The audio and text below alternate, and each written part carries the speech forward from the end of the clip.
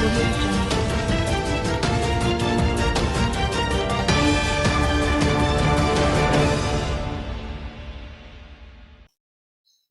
berikan tepuk tangan buat Pak Menteri.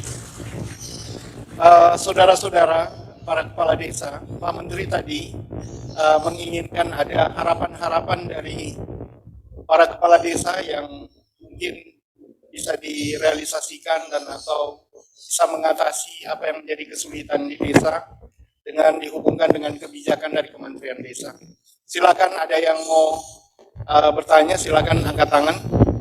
Satu, ada lagi dua, baik, cukup dua. Oh, tambah satu perempuan, jadi 3 orang Pak Menteri bisa.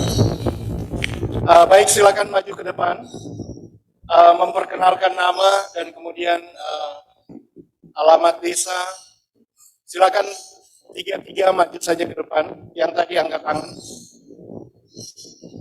Sebagai informasi Pak Menteri bahwa Kabupaten Kepulauan Talaut salah satu desanya tahun ini mendapatkan juara 2 nasional untuk desa SDGs yang diselenggarakan oleh Kementerian Desa, diwakili oleh Desa Morongi. Silakan Pak Kepala Desa, silakan. Terima kasih. Nama saya Philip Monoring, Jabatan Kepala Urusan Pemerintahan Desa Bantane.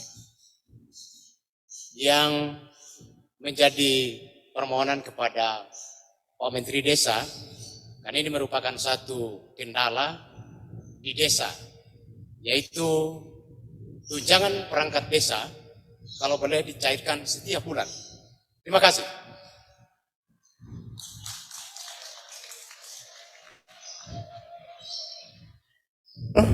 Yang selanjutnya. Terima kasih atas kesempatan.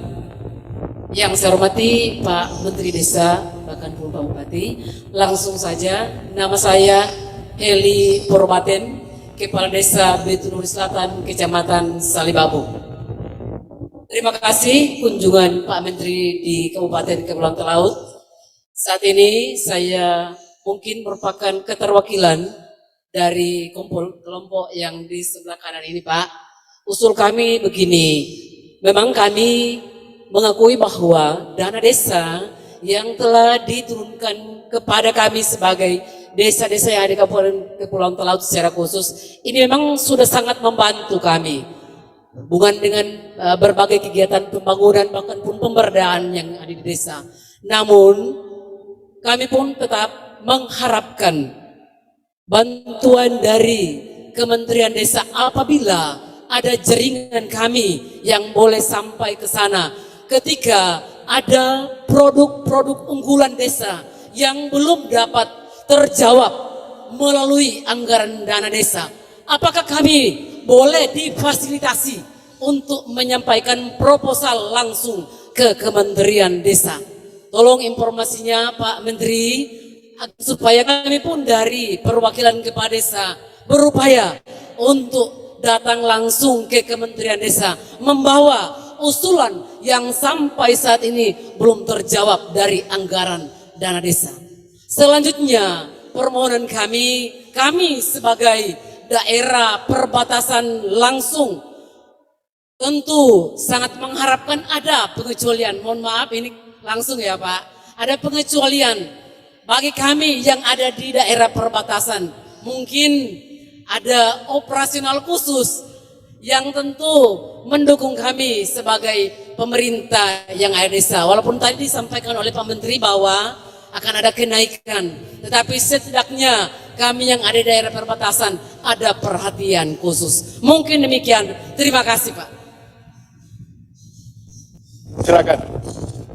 Terima kasih.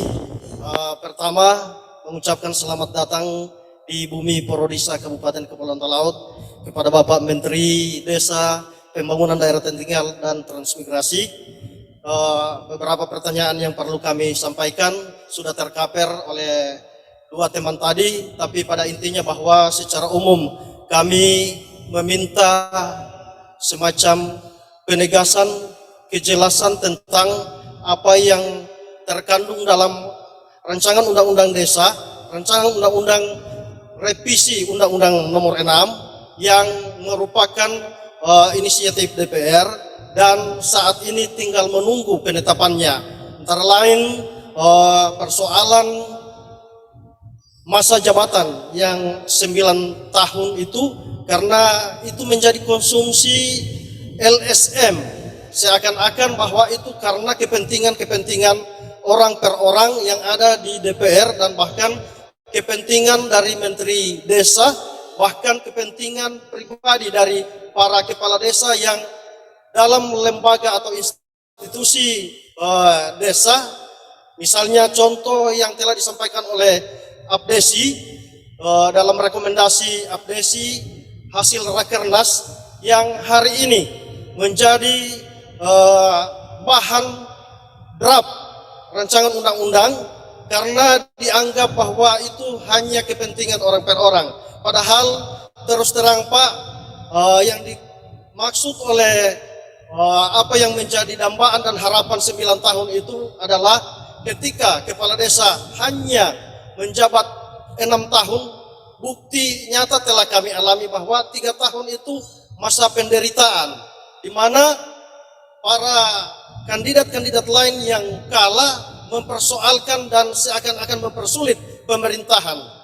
Yang kedua, untuk operasional yang ada, kami memohon kiranya tetap diperjuangkan karena Kementerian Desa adalah kementerian yang terkait persoalan desa.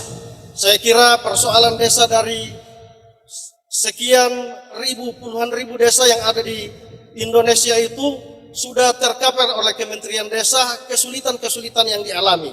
Apa yang kami alami di Talaut, Pak, mungkin tidak dialami oleh teman-teman kepala desa dan perangkat desa yang ada di Jawa. Oleh karena itu, tolong diperjuangkan. Dan kemudian yang terakhir, apa yang menjadi dambaan dan harapan dari Bapak Presiden dalam pidato kenegaraan tadi, bahwa menuju Indonesia maju, melaju menuju Indonesia emas, itu sangat membutuhkan apa yang menjadi peruntukan penggunaan dana desa pada sumber daya manusia. Sehingga kami bermohon kiranya kami tetap diperhatikan secara khusus untuk penetapan perundang-undangan yang sementara digodok. Pertanyaan kami Pak, singkat saja, bahwa apakah ini dapat melewati masa sidang berikut Agustus dan September atau sampai kapan harus menunggu? Terima kasih. Baik, silakan duduk kembali. Tadi ada pertanyaan dari Kepala Urusan Pemerintahan, tapi apakah ini menyangkut dengan alokasi dana desa? Itu menjadi domain dari pemerintah kabupaten, nanti kita diskusikan.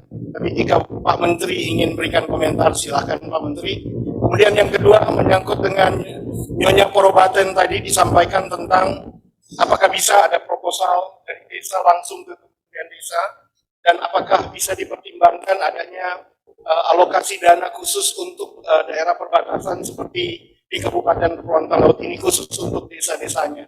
Dan yang kemudian yang ketiga ada pertanyaan dari Pak Dedi Tuang dari Kepala Desa menanyakan soal kapan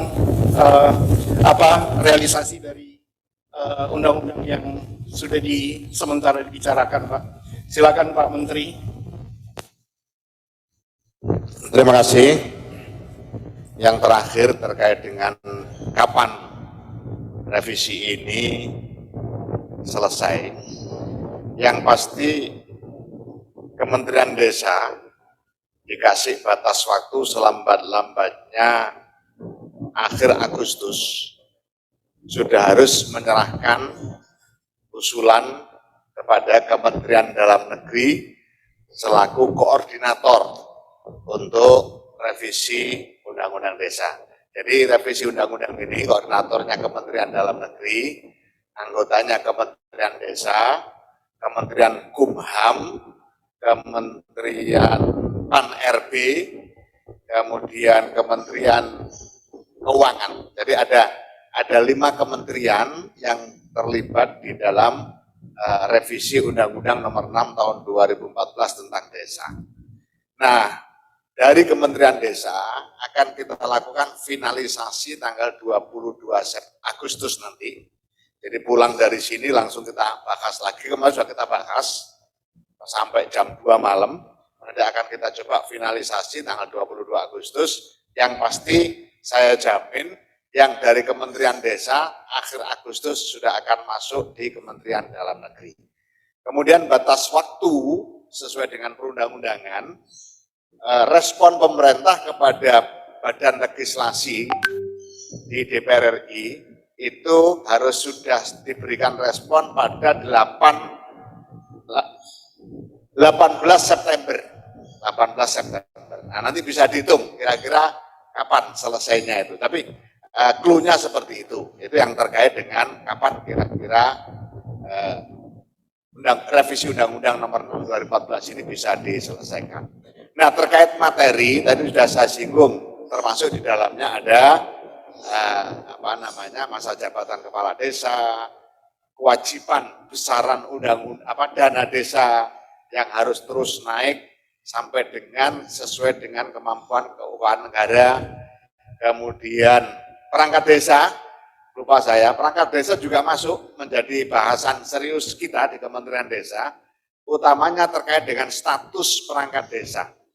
Karena banyak sekali asosiasi perangkat desa yang datang ke saya untuk minta agar status perangkat desa ini dijelaskan, dipertegas. Karena di undang-undang yang ada belum terlalu tegas. Meskipun agak susah, karena kalau dikatakan ASN nggak bisa. Perangkat desa itu kerjanya 1 kali 24 jam, bukan sekedar pekerjaan birokrasi. Kalau kemudian P3K juga nggak pas. Nah, sama dengan pendamping desa. Pendamping desa itu statusnya P3K enggak, bukan ya, P3K bukan, ASN bukan, honorer yang tetap juga bukan. Sehingga kalau ditanya status pendamping desa itu apa? Yang bukan, itu jawabnya. Nah, perangkat desa kita upayakan dipertegas nanti di dalam undang-undang yang kita revisi ini supaya ke depan posisi hak dan kewajibannya menjadi semakin jelas. Termasuk di dalamnya adalah hak yang terkait dengan perangkat desa. Yang tentu itu nanti juga menjadi bagian dari tanggung jawab pemerintah pusat. Kemudian yang terkait dengan proposal tidak boleh dilarang, ya, tidak boleh dilarang. Kalau ada proposal pasti diterima oleh Kementerian Desa, meskipun baginya juga tidak mudah, karena anggaran di Kementerian Desa tidak terlalu besar, sementara tanggung jawabnya besar. Tapi kita juga bekerja sama dengan kementerian lain. Misalnya hal-hal yang sifatnya agak besar selalu kita bawa ke PUPR, karena di sana anggaran untuk infrastruktur lebih banyak. Kemudian hal-hal yang terkait dengan kementerian lain akan kita fasilitasi. Jadi bukan berarti bahwa ketika Kementerian Desa menampung aspirasi, kemudian bisa menyelesaikan sendiri, saya jawab pasti tidak bisa menyelesaikan sendiri. Meskipun ada beberapa yang bisa diselesaikan sendiri oleh Kementerian Desa. Misalnya terkait dengan BUMDes, terkait dengan desa wisata, terkait dengan pembinaan, penguatan SDM dan lain-lain, itu bisa dilakukan oleh Kementerian Desa meskipun tidak bisa mengcover seluruh desa dalam 1 tahun anggaran. Itulah makanya kita di dalam merencanakan dan melaksanakan program di Kementerian Desa selalu bicara berkelanjutan. Nah, terkait dengan desa-desa perbatasan, memang ini menjadi perhatian kita semua dan kita sepakat untuk desa-desa perbatasan harus ada formula khusus di dalam penentuan besaran alokasi dana desa. Sehingga kalau sementara ini jumlah penduduk, warga miskin, kemudian infrastruktur, luas wilayah dan seterusnya, ke depan kita minta dan akan kita masukkan juga di dalam revisi undang-undang, desa-desa di perbatasan harus mendapatkan afirmasi yang berbeda dengan desa-desa di luar perbatasan.